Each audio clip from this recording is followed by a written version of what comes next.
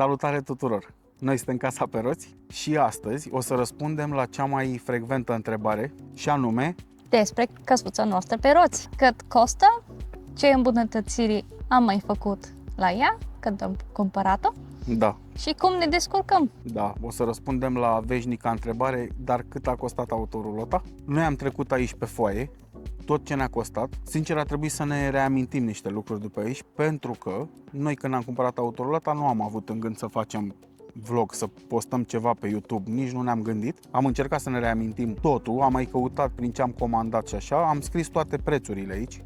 Dar prima dată, nu uitați să ne dați un subscribe, un like și un hype. Și să apăsați pe clopoțel, Da. să primiți toate notificările. Exact. Noi postăm fiecare miercuri și vineri. Așa că rămâneți cu noi să aflați și despre căsuța noastră pe roți. Când am cumpărat autorulota, în februarie 2026, știam că vrem o autorulotă să ne fie suficient de mare pentru noi doi și ai noștri doi copii, dar nu o vroiam nici foarte mare, pentru că locul nostru de parcare din fața casei este un pic mai îngust, mai scurt și maximul ce ne încăpea era ceva 6 metri. Și așa s-au mai restrâns căutările. Aveam un buget de 10.000 la început. Vroiam să luăm una care costa mai puțin de 10.000, dar din cauza că era cerința prea multă, prețurile nu erau la ce ne așteptam noi. Mai găseam pe Facebook, dar de fapt nu erau reale anunțurile sau ce era real erau într-o stare foarte proastă. Cred că am văzut 15 autorulote până să găsim pe căsuța noastră, dar toate au avut probleme cu mucegai sau rugină sau nu era ce vroiam noi. Și așa am ajuns să mărim bugetul până la 16.000 de lire. Am avut buget să ne luăm autorulotă. Și așa am cumpărat căsuța noastră, care este un autoslipper Polensa pe șasiu de Ford Transit. Este din 2002, are un motor de 2.4 diesel DI, de 125 de cai putere. Una peste alta suntem foarte mulțumiți așa de ea.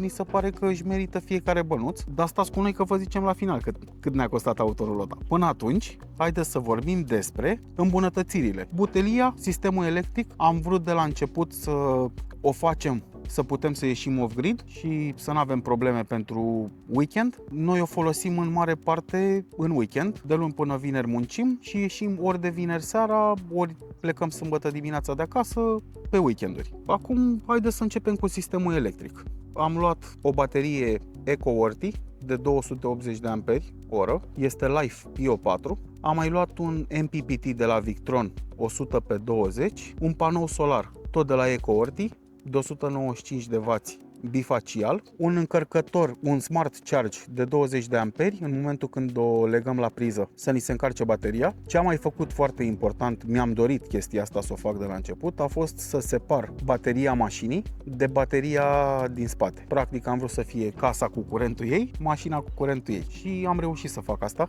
Inițial bateria la căsuța din spate era sub scaunul șoferului, tot sistemul electric care o să vi-l și arăt, l-am pus sub băncuță. Tot sistemul electric, vă spun așa un total, ne-a costat vreo 800-850 de lire. Am mai avut pe lângă baterie, pe lângă MPPT, pe lângă încărcător, pe lângă panou solar, ne-au mai costat cablurile, care au fost destul de scumpe. Am cumpărat papucii ăia, terminațiile la cabluri, panoul l-am prins cu suporți din aia din plastic și am pus cu adeziv SICAP Flex 522. Este un adeziv special pentru autorulote și rulote. Cam asta e, dar o să vă arăt imagini așa și dacă mai aduc aminte de ceva, vă zic. Următorul lucru despre care vroiam să vorbim este butelia noastră de la Gaslo de 7 kg. Ne ajută foarte mult. Am vrut pur și simplu să fim mai independenți. Practic am vrut când ieșim în off-grid să nu ne facem griji de gaz, să nu ne facem griji de curent. Iar gazul pe noi ne ajută foarte mult pentru că frigiderul nostru merge pe gaz 220. Da, și 12 volți care nu mergea decât în mers. Dar după cum v-am zis, când am separat toate astea, acum frigiderul nu mai funcționează pe 12 volți, funcționează doar pe gaz și când este legată la curent, la 220. De ce am vrut de fapt să montăm butelia asta? Este din cauza că am plecat în Europa. Acolo nu erau butelii calor. Da, după cum poate știți, în toată Europa fiecare țară are butelia diferită. Și atunci cea mai simplă variantă a fost să ne cumpărăm o baterie reîncărcabilă așa. Am cumpărat niște adaptoare, așa este și mai ieftin. Noi pe o butelie calor plăteam 32 de lire la început, după care acum s-a scumpit, e undeva la 40 și ceva de lire. Și butelia asta de 7 kg intră 13 litri de gaz, care în Anglia ne costă undeva la 13 lire, iar în Europa mai ieftin. Nu știu, în România cred că am băgat cu cât 3,50 lei litru de gaz, sau în fine. Ieftin. Butelia ne-a costat 385 de lire, am plătit pe tot kitul, a venit un kit complet. Și dacă vreți să aflați cum se mutează o butelie DIY, aveți clip acolo pe canal. Următor, când am cumpărat autorulota, i-am mai făcut un service, i-am schimbat filtrul de ulei, filtrul de aer, filtrul de motorină, ulei și a costat undeva la 110 lire. Am mai fost cu ea la câteva serviciuri din Anglia, din România și din Bulgaria, din cauza că are un zgomot, o bătaie, care nu l-am descoperit de unde vine încă. Cineva din comentarii ne-a spus să verificăm pompă de vacuum, așa că urmează să o verificăm și o să vă spunem dacă era din cauza asta. Da, o să mergem să o verificăm pentru că am fost la specialist în injectoare, mi-a spus că nu este de la injectoare, am fost la specialist în pompe de motorină, mi-a spus că nu este de la pompa de motorină și asta am fost și în România, acum în vacanță, și în Bulgaria. În serviciurile din Anglia îmi spun că este normal.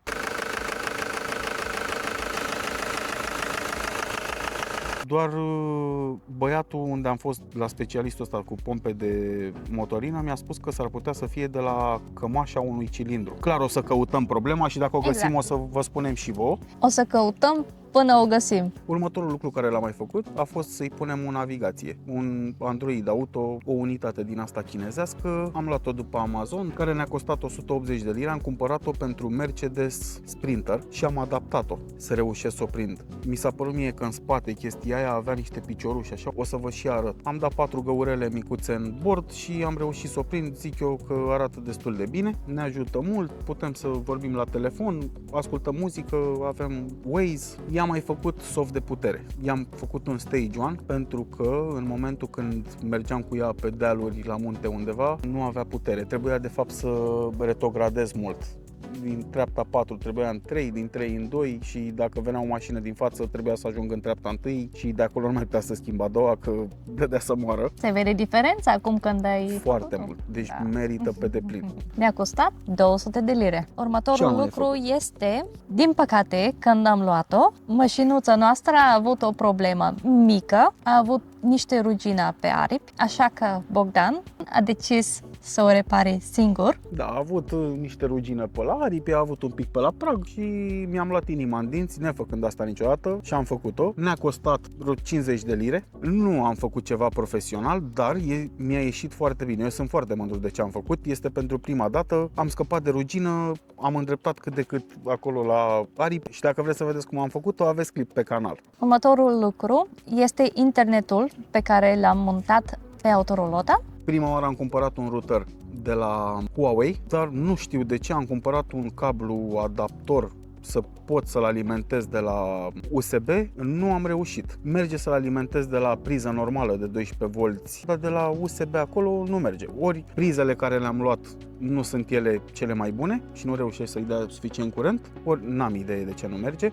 După care am mai cumpărat unul de la Kodi. Kodi A1200 sau ceva de genul. Este un router simplu care îl alimentăm de la USB. Noi folosim o cartelă de la Smarty aici în Anglia, cu internet nelimitat, plătim 20 de lire pe lună, routerul ne-a costat 25 de lire. Pe urmă ne-am luat și un Fire Stick din Amazon, ca să putem să facem televizorul nostru din autorolotă smart. Să ne putem uita la Netflix, să ne putem uita la YouTube. Ne-a costat 40 de lire. După ce am luat autorolota, la 2 luni de zile, cred, la o ploaie mai tare așa, ne picura apă înăuntru. Și am constatat că trapa aia mare de sus s-a mișcat, probabil de la vibrații. Nu știu să vă zic de la ce.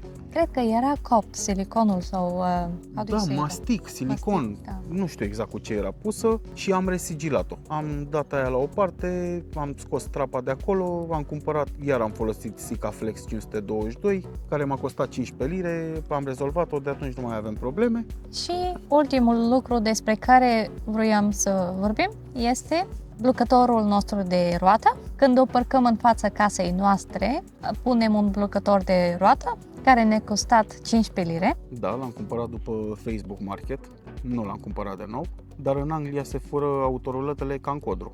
Adică chiar trebuie să avem grijă de treaba asta. Înainte să ne cumpărăm autorulotă, noi călătoream cu un roof tent și de atunci avem scaune, masă, grătar, tăcămuri Da, și toate accesoriile astea le aveam dinainte, faptic. Așa că nu ne-a Singurul costat lucru nimic. ce am schimbat grătarul, că am vrut să ne luăm unul Mai bun. pliabil, așa, Da. mai bun, dar am avut absolut tot ce ne trebuia de camping. Deci, hai să vorbim despre cât ne-a costat autorulota. Anunțul când l-am găsit noi, cât a fost? 16.999 de lire. Am reușit să o luăm la 14.000 de lire. Atât ne-a costat pe noi autorolota. Deci, în total, cu toate îmbunătățirile care le-am făcut, ne-a costat 15.820 de lire, așa că ne-am încadrat în bugetul nostru de 16.000 și acum să vorbim și despre Ce vrem să facem pe viitor? exact planurile noastre. Pe viitor, ce vrem să facem? Lucru. Spune tu care este cel mai important lucru în vacanța asta din România și din Bulgaria. Ce ni s-a întâmplat nouă? Din cauza că am plecat în vară, ne-a fost foarte cald și cel mai important lucru pe care îl facem prima dată este să ne punem un aer condiționat. Poate că aici în Anglia nu ne trebuie, dar noi plănuim să mai trecem prin Bulgaria, prin România și așa că ne trebuie un aer condiționat. Da, cel mai important, să ne punem un aer condiționat și vrem să ne punem și un max fan. Acum, dacă sunt printre voi care se pricep, noi în mare parte ne trebuie aerul condiționat să funcționeze când conducem, când pur și simplu nu omoară căldura aia în mers. Așa când am dormit noaptea, n-am simțit nevoia. Avem două ventilatoare micuțe, o să vi le arătăm și pe alea, care fac față când ne punem să dormim. Deschidem trapele, dacă mai deschidem și un geam lateral, cu ventilatoarele am dormit bine, chiar peste noapte ne lua răcoarea. Dar în schimb, am prins 40 de grade pe drum, cu geamurile din față deschise, în primul rând este zgomot de nu ne putem auzi înăuntru și foarte cald.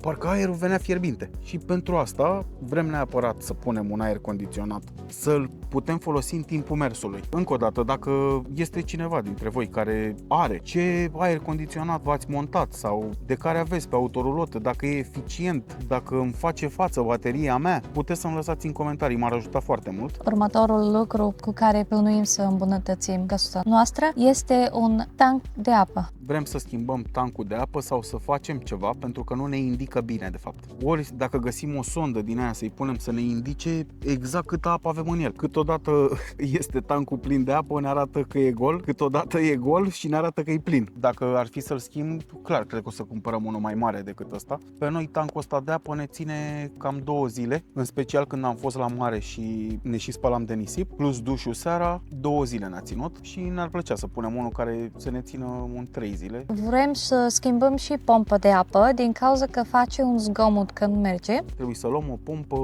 reversibilă sau ceva de genul. Dacă greșesc, îmi pare rău. Nu știu exact cum se numește, dar știu ce vreau să cumpăr. Următorul lucru este frigider. Vrem să ne luăm un frigider care să meargă doar pe curent, Da, un frigider care cu compresor. care să fie mai eficient, să se răcească mai repede. Vrem să schimbăm și mocheta din ea, din Da. cauza că asta este din... Da, am încercat. Am spălat-o cu aspiratorul ăla, cu injectează detergent așa și trage, dar de fapt cred că ea ca și model e urâtă. Da, Că e un roșu, dar niște puncte pe ea am crezut că sunt albe, dar de fapt sunt gri. asta e. Sper că v-am dat informațiile pe care Le așteptați. O să mai facem un video unde o să răspundem la toate întrebările care le-am primit acolo. Cum facem copiii să nu se plictisească și așa mai departe. Vom răspunde la absolut toate, o să vă și arătăm. Dacă mai aveți ceva întrebări, lăsați-ne aici în comentarii la video ăsta și să vă uitați în continuare la noi. O să urmeze acum 2 vloguri din când ne întoarcem din Bulgaria și din România. Zicem noi interesante și nu uitați să ne dați un subscribe, un like și un hype. și să apăsați pe clopoțel. Vă mulțumim mult și ne vedem data viitoare. Pa, pa! Pa!